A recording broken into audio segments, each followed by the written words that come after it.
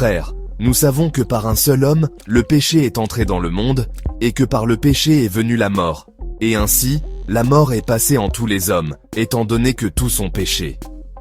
Si la mort a frappé la multitude par la faute d'un seul, combien plus la grâce de Dieu s'est-elle répandue en abondance sur la multitude? Cette grâce qui est donnée en un seul homme, Jésus-Christ.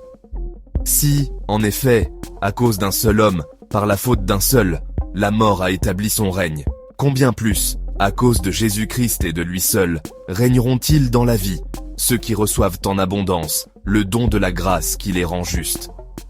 Bref, de même que la faute commise par un seul a conduit tous les hommes à la condamnation, de même l'accomplissement de la justice par un seul a conduit tous les hommes à la justification qui donne la vie. En effet, de même que par la désobéissance d'un seul être humain, la multitude a été rendue pécheresse, de même par l'obéissance d'un seul, la multitude sera-t-elle rendue juste. Là où le péché s'est multiplié, la grâce a surabondé. Ainsi donc, de même que le péché a établi son règne de mort, de même la grâce doit établir son règne en rendant juste pour la vie éternelle par Jésus-Christ notre Seigneur. Parole du Seigneur. Me voici, Seigneur. Je viens faire ta volonté.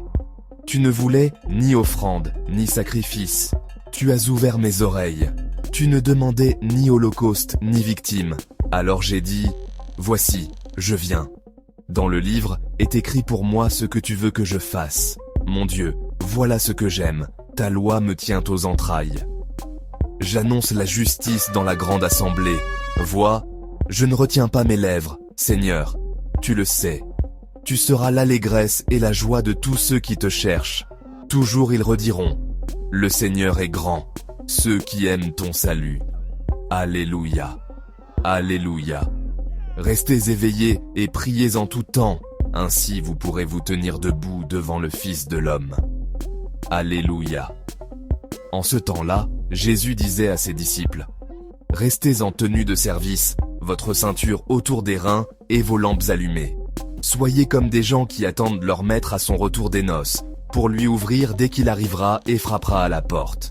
Heureux ces serviteurs-là que le maître, à son arrivée, trouvera en train de veiller. Amen, je vous le dis, c'est lui qui, la ceinture autour des reins, les fera prendre place à table et passera pour les servir. S'il revient vers minuit ou vers 3 heures du matin et qu'il les trouve ainsi, heureux sont-ils. Acclamons la parole de Dieu.